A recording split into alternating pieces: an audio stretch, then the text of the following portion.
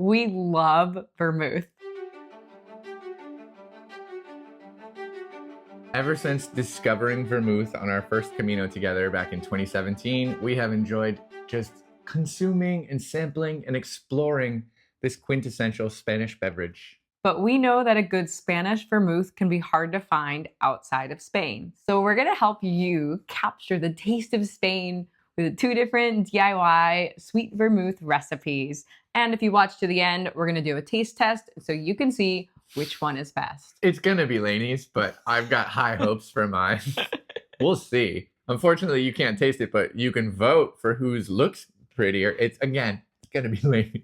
And make it yourself at home. Yeah. And for clarity, these recipes were pulled from other sources, but the beauty of making vermouth is that you can add things, you can take things away. So we've each tweaked our recipe to kind of represent the flavors that we like in a Spanish vermouth. And we hope that we can communicate that to you, that vermouth is not just one thing. If you've only had vermouth like in a martini before, get ready to have your mind blown, because it is a delicious beverage that deserves to be enjoyed on its own. Sweet vermouth on the rocks with a twist, please. And if you've never done anything like this before, don't worry, making vermouth is not as difficult as it seems.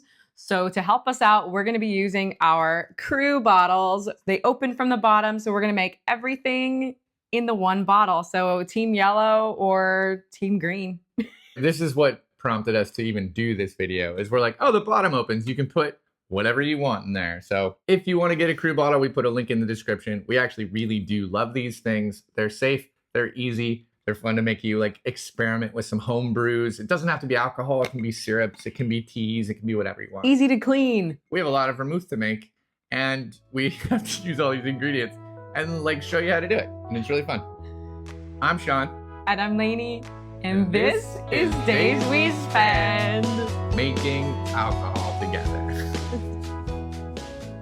What is vermouth and why should you make it at home? The flavor profile of traditional Spanish vermouth consists of sweet and bitter tones with notes of herbs and botanicals. Essentially, we're taking wine and we're fortifying it with extra alcohol and adding herbs and spices. All you need is some white wine, a clear, neutral spirit like vodka, but we're using local aguardiente, which is kind of like a grappa. Artemisia, which is a plant from the wormwood family. That's key. Can't make vermouth without this. But don't worry, you can order it online. Sugar to make a caramel syrup, and a handful of herbs, spices, and citrus to just give your DIY vermouth its own distinctive flavor. Put it all together, wait a couple days or even a week, let all the flavors get to know each other in the bottle, and then you've got your very own artisanal vermouth.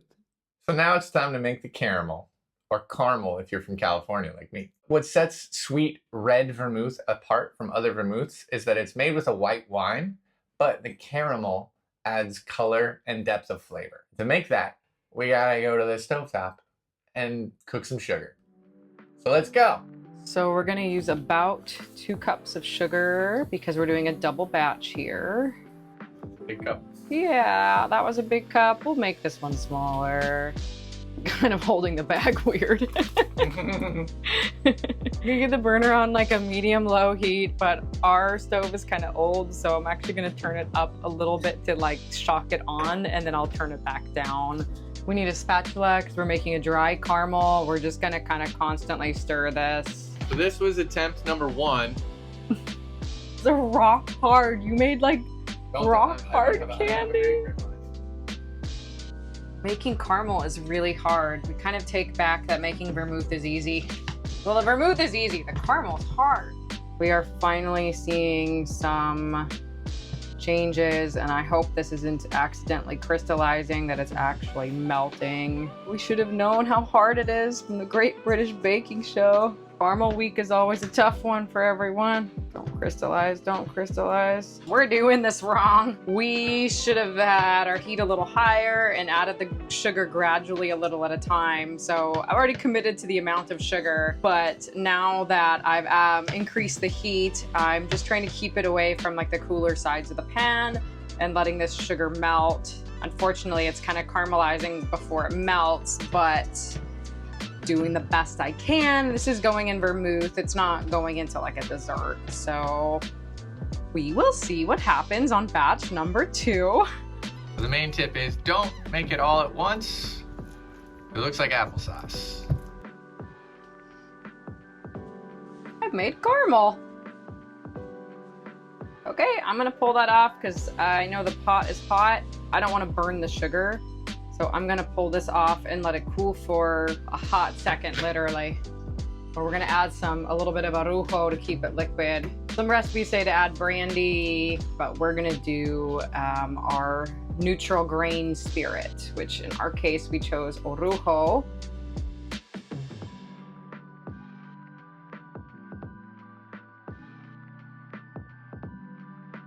thing?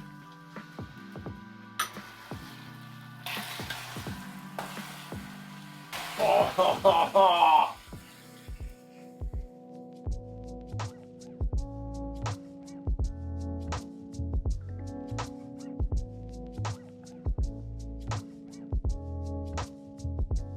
That was officially the worst way to zest an orange. We're gonna do $6.75, almost the whole bottle. most of a bottle. This much zest.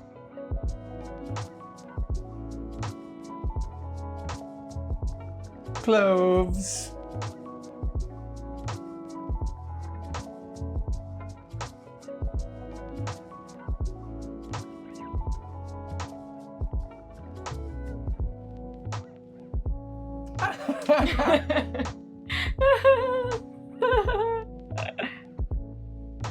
It was a rough process, but it actually looks pretty good. I'm gonna top it up with some more wine and call it a day.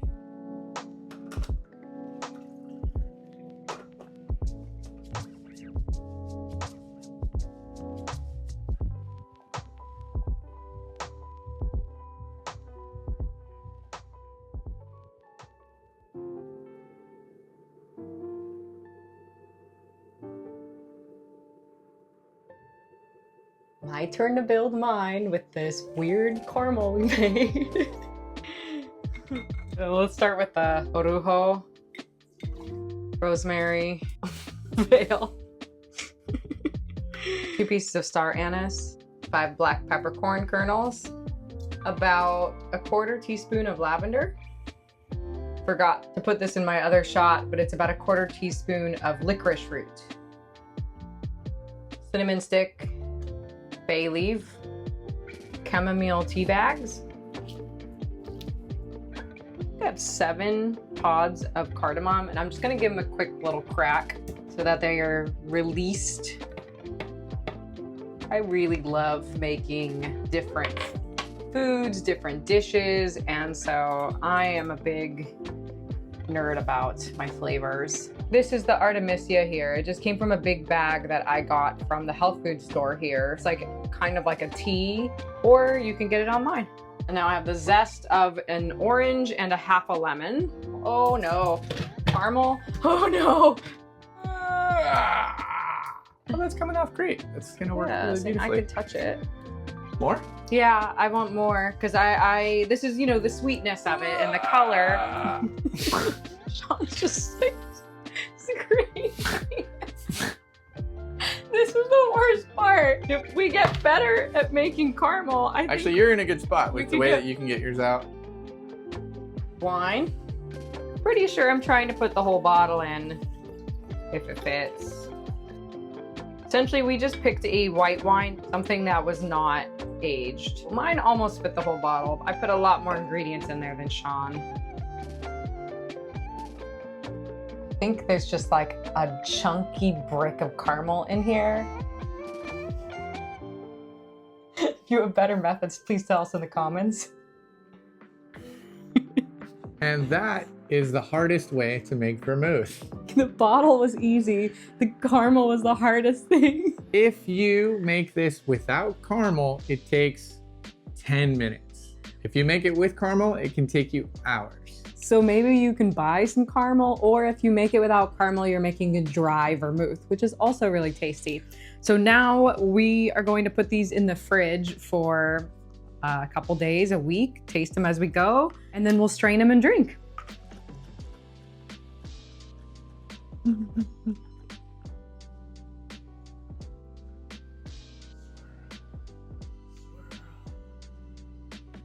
So it's been about a week and it's time to try our concoctions and see what they taste like. You'll notice that these are not red. I think it's because we had a hard time making the caramel. The caramel dissolved, but I don't know if it like did the right level of caramelization or like incorporated itself with the rest of the liquid. We're still learning, but it looks delicious, just not red. So I guess we made a white vermouth, which in Spain, you know, you order rojo or blanco. So we made vermouth blanco, which is still a sweet vermouth. Hopefully it's sweet. I mean, there's sugar in it. When we put these in the fridge, the caramel was like this huge chunk. It's no longer like a weird just chunk of sugar. We don't know. We don't know anything. We're just having fun. We are learning in real time with you. And the best part about learning in real time is that you get to taste the Frankenstein that you've made in your little bottle. So let's open these up. Let's see who wins or if it's a tie for second place. Normally when you are enjoying vermouth, you're gonna do that over ice with a little slice of lemon or orange. But since we're not 100% sure if we're done with this yet, we just want to taste the vermouth. We're not going to use any ice. It's just going to be taste showdown. Mm-hmm. Also, you would, when you're finished with the batch, you're going to want to strain the vermouth out of the ingredients so you stop the maceration. There it is. Since we're not, again, 100% sure if we're done yet, we're just going to pour it over our little baby strainer. Smells vermouthy. Smells super vermouthy. Oh, I'm so excited. It's going to taste so bad. All right, just a little whisper. Whoa. Okay. Mine's really vermouthy, but more herbal. You can't tell It's it. very sweet smelling. I put more caramel in it. Oh, we're getting the day started. I think we need a cheers. What is that smell? Mine's really orangey. It's like Mosto citrus. It smells really citrusy. All right, here we go. I'm nervous. Mine is definitely clearer than yours. Yeah, Yours is much cloudier. for sure. Yeah. Yours looks like a sour, like a cider. They smell really different. Mm-hmm. All right, I'm nervous and excited. Here we go. It's like summer Christmas. Too much sugar in mine. I'm very curious to see what too much sugar is. Oh yeah, It's weird. that's maple. You made maple syrup. It's good. I just think it's With ice and lemon, actually. yeah, it's a little over the edge. You need to water yours down a hair, but I actually like it. I think your flavor is better. Mine's just really simple. I kind of taste the licorice root a lot on the back of like the end of my, I don't know what it's called, you know, when you finish eating something, you kind of go like, you still sorry. taste the flavor in the back of your throat. We need you to do that again so I can punch in. That's where I'm tasting the licorice. Mine's like summer Christmas. Yours is good. It's simple. Yeah, it's not as sweet, which I like. I am a little sad they're not red because I do like red vermouth, but they're complex white vermouth, which is just as good, I guess.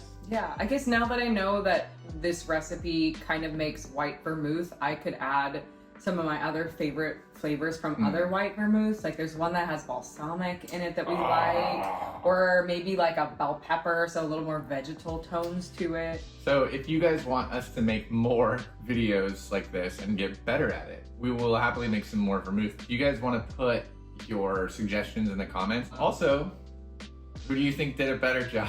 You can't tell. Mine's very complex though. So the question then is, would you do it again?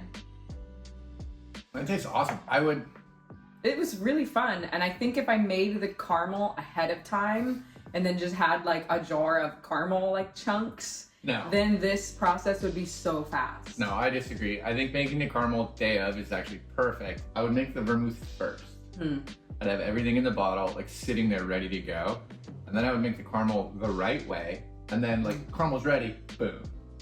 Now that we've gone through the process, we've learned a ton. That's the only way to learn these kind of things is you guys have watched us make this video. Obviously, if you made it here, we didn't succeed, but we didn't fail. Yeah, I really enjoy this, and I'd be proud to like take this to a dinner party or something, be like, I made this vermouth and it's good enough to share with friends and in an exciting way. We really like making it in these bottles because it was just a really easy process to just build everything in the one bottle, and then we'll strain it and put it all back in the bottle. We have seen recipes online for vermouth making that required like heat and sous vide and making stuff on the stove. And while you can do that and maybe you get a little quicker flavor infusion, I think that this is a much simpler method to just do it yourself at home. Aside from the caramel, this takes a couple of minutes. We gotta try again. Also, if you just like a sweet white vermouth, you don't need any caramel. You can just make like a syrup. Yeah, and we love a sweet white vermouth, so. So maybe that's the next one. We just don't mess with caramel. Or I try to make a red vermouth and you make a white vermouth. And we see if the color difference can be like dramatically different. If you want that video, let us know in the comments. It's been a really fun experience trying to bottle the taste of Spain. Thank you so much for spending your day with us. I'm Shawn. And I'm Lainey. And this is how you almost make vermouth. Ooh.